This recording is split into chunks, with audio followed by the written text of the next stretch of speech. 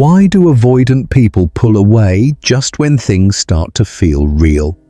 And is there actually a way to reach them without losing yourself? Hi, I'm Jim Rohn, and if you've ever been in a relationship with someone emotionally distant or avoidant, you know the pain of constantly walking a tightrope. One day they're warm and present, the next they're cold, detached, or completely gone. You wonder, did I do something wrong? Should I reach out? Should I give them space? Will they ever change? Let's get one thing clear. Avoidant people aren't heartless, and they're not incapable of love. They're often people who care deeply but have been wired through early experiences to see closeness as a threat. And that's the key. Avoidant attachment is not a character flaw, it's a nervous system response. What if I told you that under the right conditions, even deeply avoidant individuals can become secure, emotionally available, and consistent in relationships? In this video, I'm going to walk you through the 3 essential things that need to be present at the same time for that shift to happen. It's like a triangle: remove one side and the whole thing collapses. But if all 3 are in place, you'll begin to see changes you never thought were possible. We'll talk about why safety, not pressure, is the foundation of healing, the difference between co-regulation and emotional chasing, and how consistency, not intensity, rewires an avoidant person's brain over time. This isn't about fixing someone else. It's about understanding the conditions where real secure connection can grow. So if you're tired of the push-pull roller coaster and want to know how to truly create change in your relationships, stick with me to the end. And if you find value in this kind of grounded, honest psychology, go ahead and subscribe to the channel. I post weekly videos to help you build healthier, more connected relationships from the inside out. Let's dive in. When it comes to understanding avoidant behavior, most people assume it's about emotional coldness or a lack of care. But that's not the case. What looks like distance withdrawal or emotional shutdown is often rooted in something much deeper: a dysregulated nervous system. This usually begins early in life. If someone grew up in an environment that was cold, unpredictable, overly controlling, or emotionally invasive, their nervous system learned one thing: closeness is dangerous. That doesn't mean they didn't want connection. It means that when connection starts to feel too close, their body unconsciously signals threat detected. This is where the concept of nervous system safety becomes central. You can't talk an avoidant person out of their fear. You can't reason them into intimacy. And no amount of relationship advice or clever communication tricks will work unless their body feels safe in your presence. That's the starting point. Emotional security begins not with words, but with regulation, with your presence, your tone, your consistency. It begins with creating an environment where their nervous system doesn't feel the need to protect them from you. Dr. Stephen Porges, through his polyvagal theory, introduces the idea of neuroception, the nervous system's ability to detect safety or danger without conscious awareness. This is critical. It means that even if someone says, "I trust you," their body might still be operating in defense mode. They may not even know why they're pulling away, but their nervous system does. It's scanning your face, your tone, your energy, your timing, and making split-second decisions about whether it's safe to open up or whether it's safer to shut down. So what does this mean for you? If you're in a relationship with someone who has avoidant tendencies, your nervous system becomes a regulating force. That doesn't mean you're responsible for fixing them, but it does mean that how you show up matters. If you're calm, consistent, and emotionally available, not pressuring, not reacting, not chasing, you send signals of safety. And over time, those signals can begin to soothe their nervous system enough to consider connection. That's the beginning of transformation. But it's slow.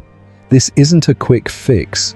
Think of it like teaching a scared animal that it's safe to come closer.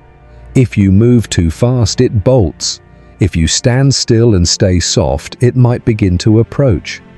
This is how nervous system safety works. You create the conditions. You don't demand trust, you earn it by being someone whose presence doesn't feel threatening. And when that happens, something powerful begins to shift. Not overnight, but gradually, the avoidant person starts to experience intimacy not as a risk, but as a regulating force. That's the foundation. Without it, nothing else works. But with it, you open the door to deeper connection and even the possibility that someone wired for distance might slowly, gently learn to move toward closeness. Not because you convince them, but because their body finally feels like it's safe enough to stay. The second element in helping someone with avoidant tendencies move toward emotional security is something called co-regulation. Now, this is a term that might sound a little clinical, but the idea is very human and very powerful. Co-regulation is what happens when one person's nervous system, especially a calm and steady one, helps another person's nervous system feel safe enough to settle. It's not about fixing or rescuing. It's about simply being present in a way that says, I'm not a threat and I'm not going anywhere. You see this in healthy parent-child relationships. When a baby cries and the parent picks them up and soothes them, the baby's nervous system starts to regulate. They go from distress to calm, not because they figured it out intellectually, but because someone else's nervous system was able to guide theirs back to center. That same principle applies in adult relationships, especially with someone who has an avoidant attachment style. If they've learned through past experience that closeness equals overwhelm, intrusion, or unpredictability, then their system will instinctively pull away when things get too emotionally intense. But when they're with someone whose energy is steady, calm, and non-reactive, their system begins to pick up a different signal. It says, maybe this is okay. Maybe I don't have to shut down right now. What's important here is consistency. One moment of calm won't undo years of wiring, but regular, steady co-regulation begins to create new pathways in the brain. It teaches the avoidant person that closeness doesn't have to mean loss of control or emotional chaos. In small doses, they begin to tolerate connection. And eventually, they start to internalize that calm presence. They start to develop what we call self-regulation, the ability to soothe and stabilize their own emotional responses without needing to disconnect or escape. That transition from co-regulation to self-regulation is the long game. It's not dramatic, it's not fast, but it's real change. Because once someone learns to regulate themselves, they no longer need to rely on distance as their only coping mechanism. They begin to stay present longer. They can face emotional discomfort without panicking or shutting down. That's how avoidants move towards secure attachment, not through force, not through logic, but through repeated experiences of safety and regulation with another person. If you're the one in a relationship with someone avoidant, your calmness becomes a gift, not a strategy, not a performance, but a way of being that helps them build their own emotional capacity. And if you're the avoidant one, the goal isn't to become instantly available and open. It's to recognize when your system is overwhelmed and to begin noticing who or what helps you come back to center. Co-regulation is the bridge. It's what takes someone from emotional survival to emotional presence. And when that bridge is crossed slowly, patiently, and with respect for each person's limits, it can lead to something incredibly meaningful, a relationship that feels not just safe, but strong from the inside out. One of the most misunderstood, but absolutely essential elements in helping someone with avoidant attachment move towards security is consistency and predictability. Now, to someone craving intensity or drama that might sound boring. But for the avoidant person, it can be life-changing. You see, many avoidants grew up in environments where love came with unpredictability, where affection might have been mixed with criticism, or connection was only offered when they performed a certain way. So over time, their nervous system began to associate closeness with volatility. Even if they deeply wanted connection, some part of them learned this isn't safe, it's unstable. That's why consistency is so important. Oh, not flashy, over-the-top gestures, not grand promises, but simple, steady presence. Showing up in the same way day after day, answering texts without games, keeping your word, responding to conflict with calm rather than chaos. This kind of boring consistency, as the author puts it, becomes a kind of medicine. At first, it might even feel uncomfortable to the avoidant person. They might test it, pull back, question your motives. But over time, if your presence stays grounded, their nervous system starts to get a different message. Maybe this isn't like before. Maybe this time closeness doesn't come with a catch. There's a powerful principle in neuroscience called Hebbian learning. You might have heard it summed up as neurons that fire together, wire together. What this means is that the brain forms new pathways through repetition. When a certain experience happens over and over again, especially in a predictable, emotionally safe context, the brain begins to treat it as the new normal. The avoidant person's wiring doesn't change from insight alone. It changes from lived experience, from consistently seeing that they're not being punished for being open, that no one is trying to control them. That connection can be steady and love can be reliable. There's an old experiment where kittens were raised in visually restricted environments, only exposed to vertical lines. Later, they were unable to process horizontal shapes. Their brains had literally wired around what they were exposed to. Human brains aren't all that different. If someone has only experienced inconsistent love, chaotic intimacy, or emotionally unavailable caregivers, they're not wired to expect secure connection. But the brain can rewire given the right environment. And that's what predictability offers a chance to rewire. This doesn't mean you're responsible for carrying someone else's healing, but it does mean that if you're offering consistency, not as a performance, but as a reflection of your own emotional maturity, you're helping lay the groundwork for trust. You're giving the avoidant person something their nervous system doesn't know how to expect, yet emotional safety that doesn't disappear when things get close. Consistency might not look exciting, it might not feel romantic in the movie sense, but it's what creates space for deep, real change. And for someone who has spent most of their life protecting themselves from connection, your steadiness might just be the first safe place they've ever known. That's not boring, that's transformational. The truth is, healing in a relationship with an avoidant partner is not a straight path. It's not neat, and it's definitely not quick. It's slow, messy, and deeply human. One of the most important things to understand, especially if you're the partner trying to support someone avoidant, is that the process doesn't move in a straight line.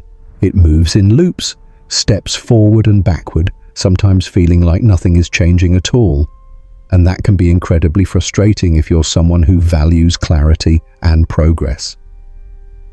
But this is exactly what the document calls the patience paradox. The more you want things to change quickly, the more likely you are to create pressure. And the more pressure there is, the more the avoidant person retreats. This is where many people get stuck. They see a bit of progress. Maybe their partner opens up, stays present during a vulnerable moment, or even initiates closeness, and they think, finally, we've turned a corner. But then out of nowhere, the avoidant pulls away. They get distant, seem cold, or say something sharp and confusing. It's not that they're trying to hurt you. It's often their way of testing, not consciously, but instinctively. They're trying to figure out, can I trust this? Is it really safe to stay connected? Or is this just another trap where I'll end up feeling overwhelmed or shamed for needing space? And this is the hard part. When that happens, your own nervous system gets triggered. You might feel rejected, angry, or tempted to withdraw yourself. You might want to issue an ultimatum or demand answers.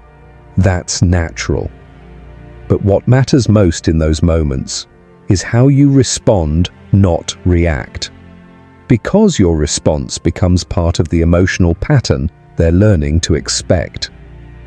If you can stay regulated, not suppressing your feelings, but grounding them, you model a new way of relating. You show that closeness doesn't have to come with emotional chaos. That's co-regulation in action, and it's what keeps the healing process alive. But let's be clear, it's emotionally taxing. It takes real strength to walk beside someone who is unlearning patterns of emotional avoidance. There will be moments when you question whether it's worth it, and sometimes it's not. Not because the person is bad, but because their timeline doesn't match yours. That's okay. Not every story has to end in perfect healing. But if you do choose to stay, know this: your calm consistency matters more than you think.